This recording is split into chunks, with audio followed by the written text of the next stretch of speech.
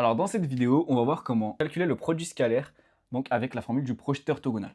Déjà pour savoir quand est-ce qu'on utilise le projeté orthogonal pour calculer le produit scalaire, on l'utilise lorsqu'il nous manque une des deux longueurs ou alors qu'on n'a pas les coordonnées. Ok. Donc là on doit calculer DC scalaire à DF. Ok. Et donc on sait donc si on regarde donc DC c'est ça, DF c'est ça. Ok. DC j'ai bien sa longueur c'est 5 cm. DF par contre je l'ai pas. Ni la longueur de la diagonale. J'aurais pu avoir la longueur de la diagonale et couper en deux pour avoir F. Mais là, je ne l'ai pas du coup. Ok. Donc là, en fait, comment est-ce qu'on va faire? D'abord, je vais vous montrer la formule, je vais vous expliquer comment ça marche. Donc là, par exemple, ici, on avait AB scalaire à AC. D'accord. Donc AB scalaire à AC. D'accord. Et si par exemple, en fait, on a seulement AB et qu'on n'a pas AC, qu'est-ce qui va se passer?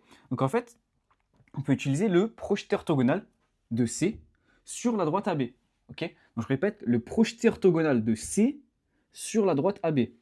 Qu'est-ce que c'est que le projeté orthogonal? Si vous ne savez pas, en gros, c'est par exemple, donc j'ai une droite ici, et j'ai un point ici, ok, on va appeler M. Et en gros, c'est le chemin le plus rapide pour arriver, donc le moins long pour arriver à la droite, d'accord? Et en fait, le chemin le moins long pour arriver à la droite, c'est toujours celui en angle droit, ok? Donc c'est celui en angle droit. Donc par exemple, si c'est là, comme ça, bah là, c'est pas en angle droit, ok? Donc c'est pas le plus rapide.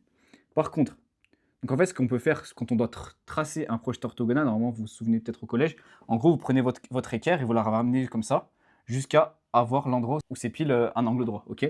Mais en gros, projeté orthogonal, eh ben, c'est le point qu'on va voir ici, quand ça fait un angle droit. Par exemple, je vais l'appeler X, ok? Et là, le point X, c'est le projeté orthogonal de M sur cette droite, ok? Donc par exemple, la droite, on l'appelle AB. X, c'est le projeté orthogonal de M sur la droite AB, ok? Une fois qu'on a le projeté orthogonal, donc là par exemple, parce que si on a la longueur AB mais pas la longueur AC, ben, on a juste à prendre AB fois A jusqu'au projeté orthogonal, donc c'est-à-dire AB fois AH, ok? Donc si on revient sur notre exercice, là du coup on a DC, dont on connaît la longueur, mais par contre on a DF dont on ne connaît pas la longueur. Alors ce qu'on va faire, on va prendre le projeté orthogonal de F sur la droite DC. Et là le projeté orthogonal de F sur la droite DC, ben, c'est E. Ok. Et DE, ben, on le connaît, on voit qu'on a la même longueur à gauche, à droite, donc DE c'est 2,5.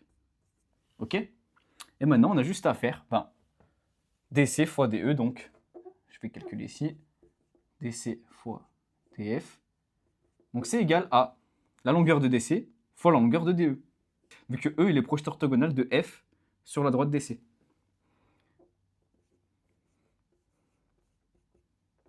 Et donc ça fait 5 fois 2,5, ce qui donne 12,5.